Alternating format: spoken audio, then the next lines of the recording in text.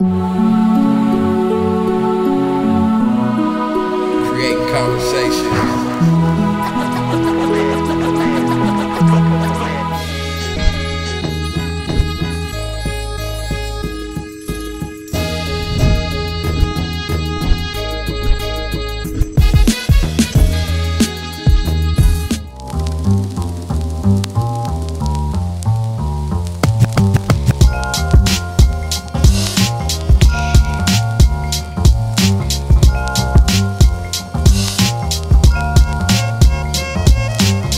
Creating conversation. We're here at ETC in Tacoma, Washington, with the brilliant minds behind the store that we have here in Tacoma. Want you to introduce yourself? My name is Ferris Wright, and I am one half of ETC Tacoma. My name is Louis Wagner, and I am the other half of ETC Tacoma and Etcetera. First off, before we get into any of the interview, I want to thank you guys for allowing us to have our first season of Creating Conversation held in the store. I really appreciate how these guys just came to them and asked them, reached out to them, and they really were behind the movement. So appreciate you guys for that. Of course, yeah, no problem. I kind of want to get into the beginning, the very, very beginning. How did you know, when did you know that you wanted to get into clothing? You could say it stemmed all the way back to like middle school, knowing that you wanted to be different than everybody else, you know, as far as like what you wore every day. You know, we were in uniforms, but you try to tweak stuff here and there to make sure you can kind of express your individuality in some way, you know? But as far as the beginning, I met Umi through a program at University of Puget Sound. It was called Academic Challenge, so it was the summer of our 8th grade year before we went into ninth. Okay. You know, it was kids from all around Tacoma who wanted to, I guess, get like a few steps ahead before they hopped into high school.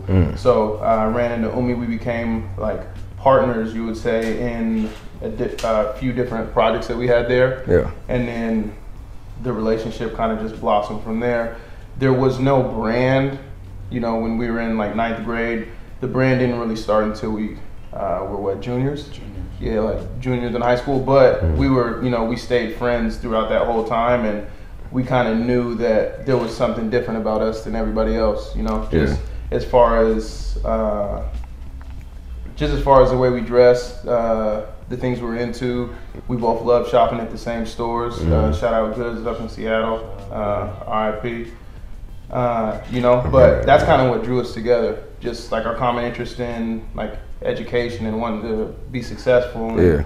How was that in the process of junior year when you come out with the brand? I was working on designing like this print that was like super similar to what is now like the Huffquake print, but it was like it was supposed to be like etchy, like leaves, the edge of leaves. And I was like, I was doing it all the time. Like I would like just draw a basic t-shirt and then just try to do the print over and over and over again. Yeah. And P, like obviously he was like my style buddy at the school or whatever, and we were obviously just good friends. This is our junior year now, so our friendship is cemented, obviously.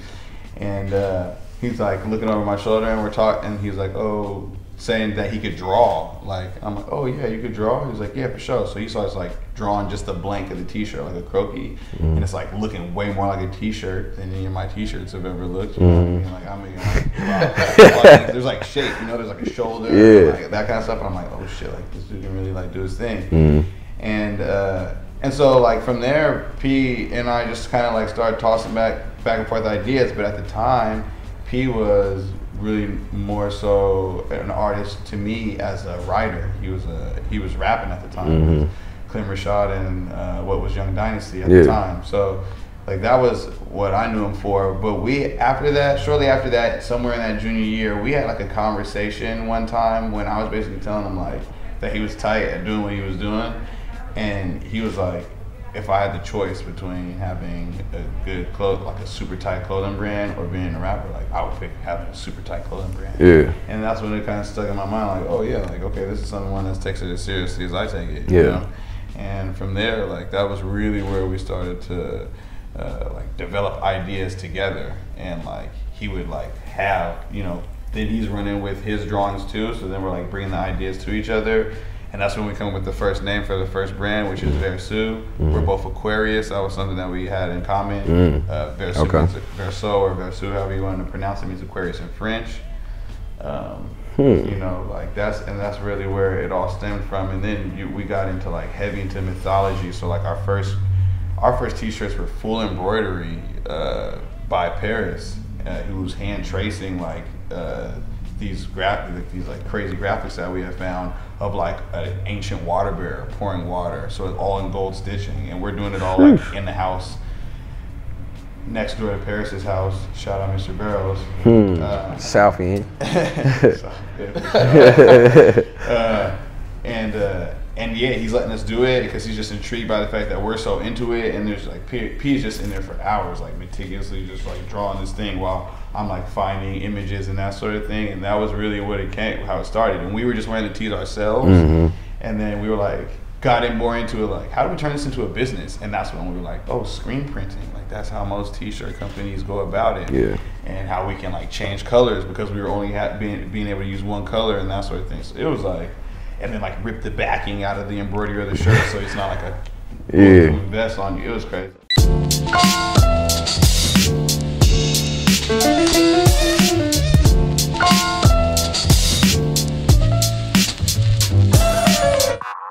With the 22nd pick in the 2013 NFL Draft, the Atlanta Falcons select Desmond Trufant, defensive back, Washington.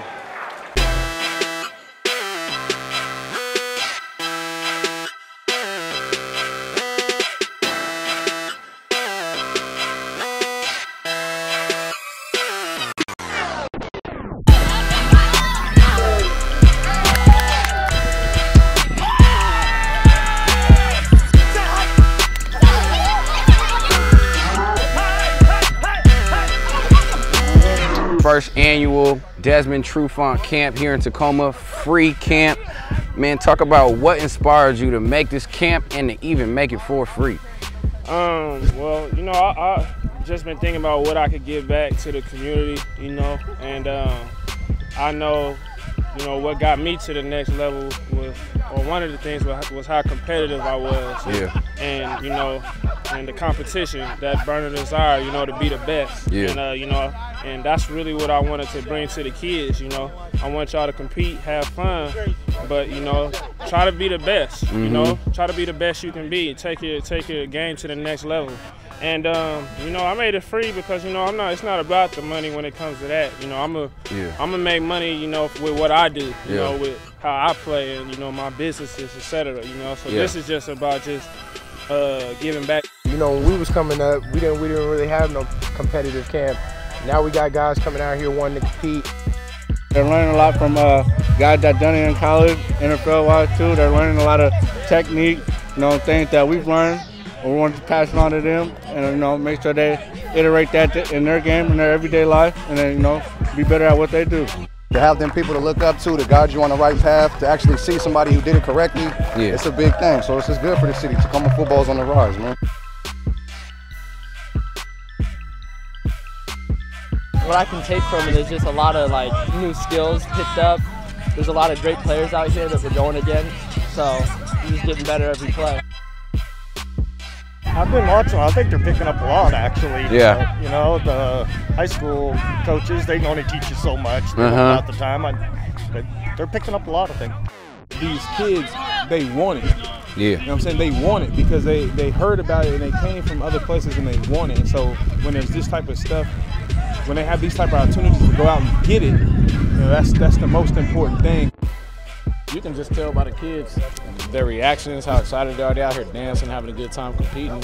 Shoot, the cat that won defensive MVP, he ain't even a freshman yet in high school. Like, that's crazy right there. Yeah, crazy. Exactly. So, everyone knows we got the talent over here, but we don't really got the opportunities like, you know, a Cali school or, you know, those top schools. Yeah. So big thing was just getting everybody the experience in the camp and just the exposure that Tacoma should get.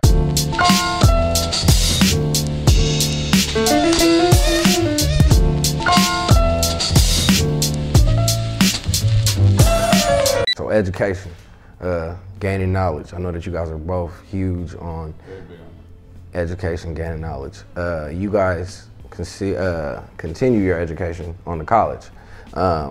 In that, you guys were separated, correct? Definitely. Correct? Okay. So how did that affect what you guys had moving forward in the transition into the Etcetera brand?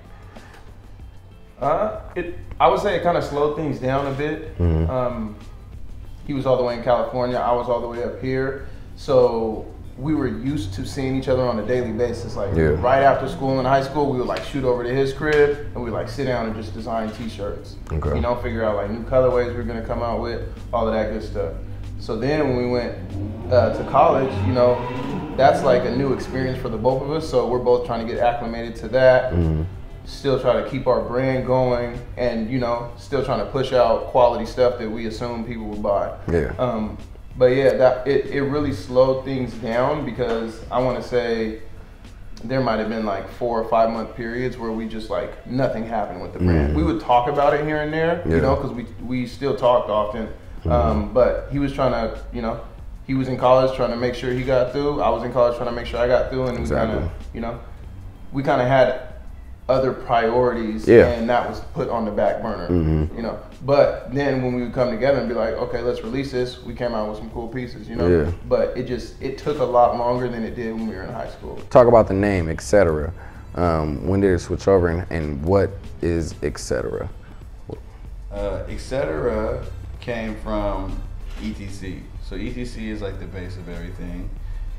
And that was based off of us wanting to have a t-shirt boutique in Tacoma. So it's gonna be like all t-shirts is the original idea. The original idea is like graphic t-shirts by us. Oh, we will get like a couple of Stussy t-shirts, a couple of Fresh Dye t-shirts, brands that we like have like shown us the way of how to make t-shirts. And then Pro Club, Hanes, like we're talking about like every blank t-shirt, you think of Kirkland, like all that, you know, just plain t-shirts, black, white, and gray. And that's what we wanted to be, and then throw in like accessories here and there, and that's where like the T in ETC is like why it's so prominent for us. And then obviously Tacoma, you know? So like it was all in like a simile or metaphor for what we were really wanting to create.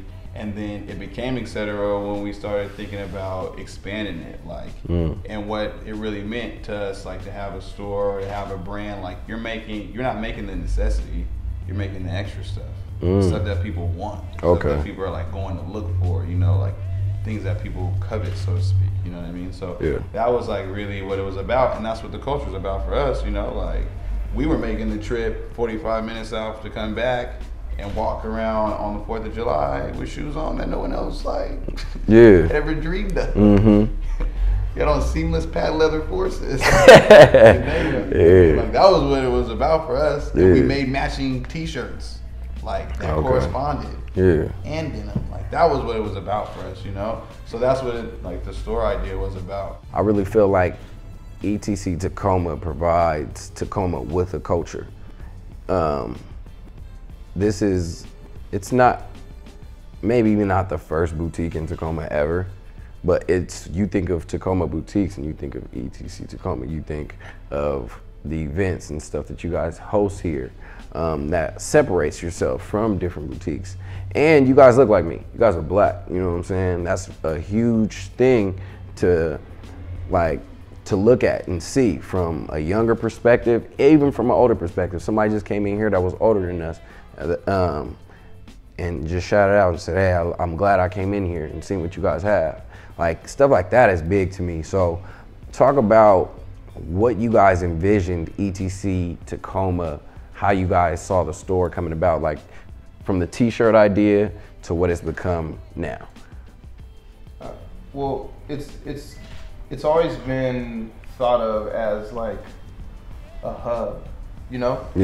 For anybody, you know, from a young kid who just wants to come in and grab a t-shirt or come in and play Mario Kart one day, you know, to like a 30-year-old who wants to come in and, you know, do the same exact thing or kind of talk to us about what we're doing, catch some knowledge about, you know, they might have an idea or they might have a t-shirt brand that they want to run with, and they they want some ideas or they want some insight on what we did to kind of get where we were at. So being able to provide people with not only clothing that they can get here, and not at the mall, but also being able to provide a platform for some of these artists and creatives to come and showcase what they're able to do was always like the plan that we had. And Umi is the one who really like set that in motion. You know, he's the one who gets out there and talks to a lot of those people who wanna kind of push their agenda. So him being down in California, that's the lifestyle down there. You know, that's not something that people are used to up here. So us giving that to Tacoma is different, but people enjoy it at the same time. You know, so they kind of people gravitate towards ETC in that way, and even if they don't come in and buy a t-shirt, they might show up on open mic night, you know? And that's just as important to us. You know, we don't need you to buy a t-shirt to be a part of ETC or Club 907, you know what I'm saying? So, so it's basically like a hub, man, and the goal is just to keep going up from here.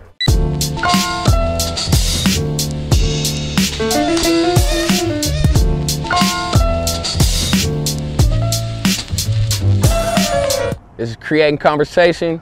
I'm Isaiah. This is Candice, Dazjon, Jasmine, and Evan. And what we have here today is a relationship segment. And the topic we're going to be tackling today is the gray area, or talking. What do you think talking is, Candice? I consider talking is like whenever you are first attracted to someone or, you know, interested in them. So you guys got a little pre-arrangement set up to get to know each other for a little bit. It's kind of the talking phase. I think talking, the gray area is, you know, the background check. That's where you gotta get all your information, you know, see what you like about the person, see what you don't like, you know. Some people is crazy nowadays. So you gotta take it how it's given. So you do all your research, you know. Big Sean said it best. How you identify it is right before or a little after that first kiss. Okay. That's when you kind of. So is that the gray area? Or is that talking? It's the same thing. After the first kiss, you done went in the. But I think talking in the gray area is different though. Right. So whenever you first, you know what I'm saying? Like when you first start talking to someone, you're like, okay, you know, I mess with them. And then you get to this point where it's like, hey, I'm feeling kind of serious, but I don't know if they're feeling serious. That's where the gray area comes in. Like, you know what I'm saying? Then you're like, hey, is this going to go further? Or is this like just, I feel like that talking, like it's all the gray area. It's all lumped into one, because I feel like when you are talking, I mean, there's that mutual thing where you guys know you guys are exclusive. You really man. Sometimes, exactly. That's why it's still gray. If you just be honest and be like, look, this is what it is, because you know, just like our sex life and relationship status, everybody's different. You know, in different areas. Like some people could just start, you know, been dating for a minute. Some people can just be starting. So I feel like if you establish like, look, this is what it is. Right. I don't know about you. We can eliminate the gray area. The question is, can you handle the truth? Hey. See, but here's the other thing, Huh. Wow. Right, okay, but who? No. That's a good question. That's a good question. Can you talk, or can you be in the gray area with more than one person? Yes, that's what dating is. Right. Okay. So gray area for me is like, okay, so say if I'm talking to someone and I'm also talking to, you know, someone else, but the person they don't know, so that's where the gray area, they're like, dang, is she? So do you, like from a moral standpoint, should you tell each person that you're in the gray area with, or that you're talking to, that they're in that?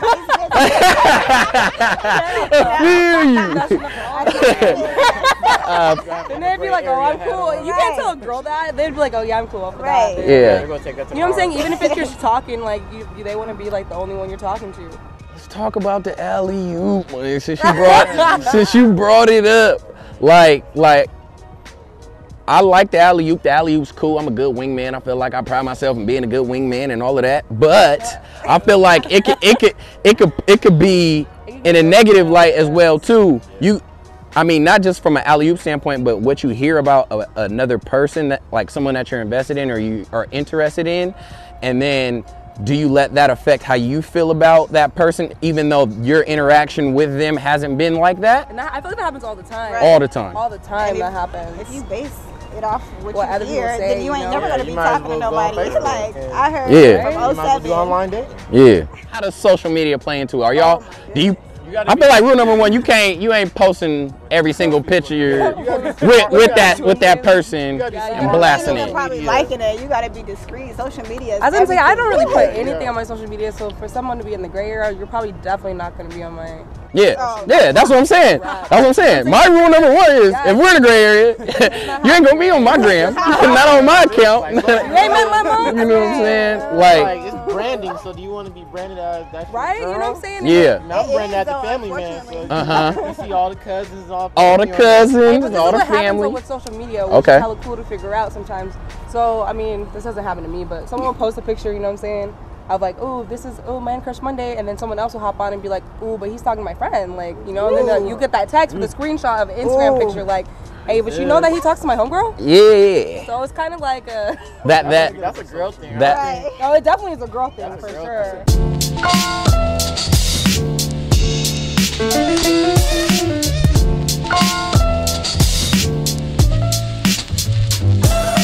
I'm all about connections. I feel like literally connections is where we at, especially in people like ourselves doing things with like-minded individuals coming together. Let's talk about some of the connections that you were able to make in Cali that helped you get started out here in Tacoma. The last like month and a half of school, shout out Miss Jeffries. She brings me into the room and she kind of starts throwing fitment at me. And I was talking about going to New York to Parsons, and they had like accepted me in and stuff like that. But New York is like so expensive. And yeah, she's like, no, it's FITM. It's like in LA. It's right down there. You can go to campus all up and down the West Coast, like Orange County, whatever. So I'm like, all right, my mom is from California, and that's where I spent pretty much all my summers. Let's try it out. And I went for the name. Lauren Conrad was going to the school. Bro, I remember that. I remember that. Filming there all the time funny. and on campus and stuff. So it was like just all this attention on it. Yeah, on MTV, right? Exactly. Yeah. So it's like getting boosted up because I was thinking like, damn, I'm about to end up going to like this old like some like third tier design school or whatever. But at the time, no, you know, like I got to understand that it was like it was right under FIT at the time when I was going there. So because of that, I'm able to work at Saks Fifth Avenue. Because of that, I'm able to work in the Beverly Center, and then that's where I meet Ben and Bobby.